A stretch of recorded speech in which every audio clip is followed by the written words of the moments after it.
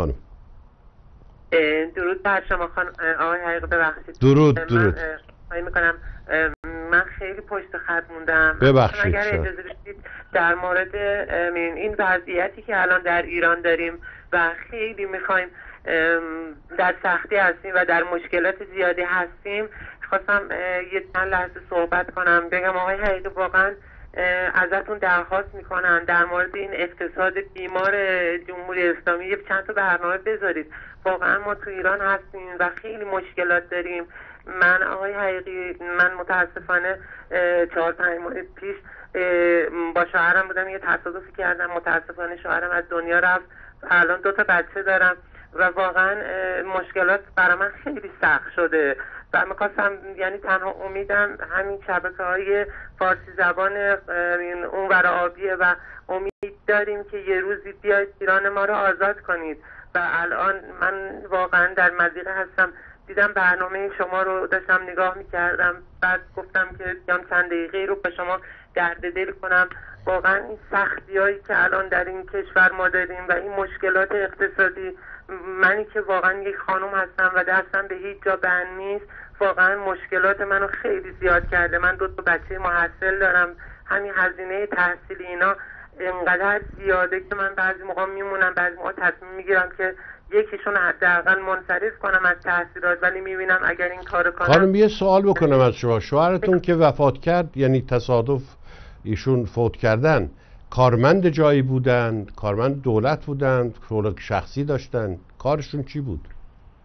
ببینید، متاسفانه شوهر من نه، کار آزاد داشتن و یه کار اقتصادی میکردن و متاسفانه وقتی که ایشون فوت کردن، اون ثروت و اون پولی که داشتن و طرفشون متاسفانه بالا کشیدن و من دستم به هیچ بند نیست. و بگم که من به عنوان یک خانم تو ایران نمیدونم، یعنی نه صدام به جایی میرسه. آقای دکتر حقیقی، باور کنید تصمیم گرفته بودم که از این کشور خارج بشم، ولی متاسفانه چون بچه‌هام سنشون سن قانونی نرسیده نمیتونم اینا رو خارج کنم. اینا هم نمیتونم تنهاشون بذارم و خودم بیام. طبیعیه.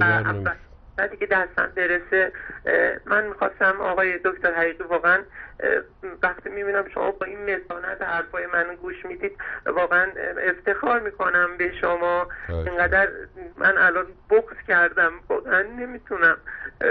میخواستم دست ما رو بگیرید شما آقای حقیقی، واقعا سخته برام. من الان بارها شده اومدن چند نفر به من پیشنهاد دادن، همین همسایه‌هایی که داریم، پیشنهادهای زننده. من با 2 تا بچه باید چی کار کنم؟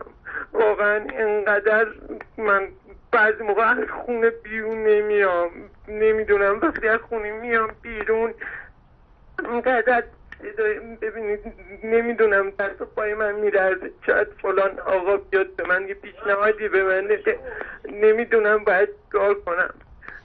تنها راه حل جمهوری اسلامی صیغه شدن دیگه، یعنی فحشای شرعی.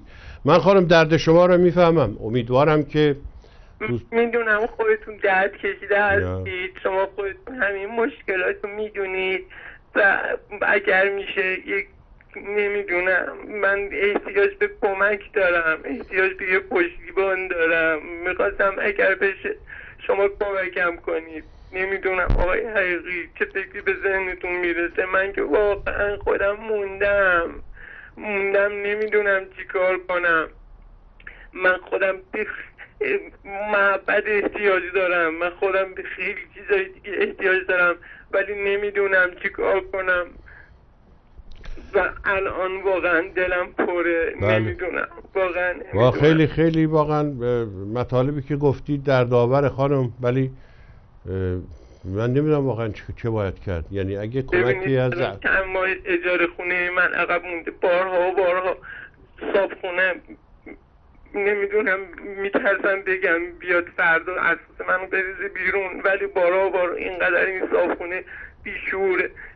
بارها اومده به من. اجازه بدید که من شما رو هولد میذارم، تلفنتون رو اتاق فرمان یادداشت میکنن. اگه از هموطنا کسی بخواد کمکی چیزی بکنه، ما شما رو در تماس میگیریم. گوشی خدمتتون.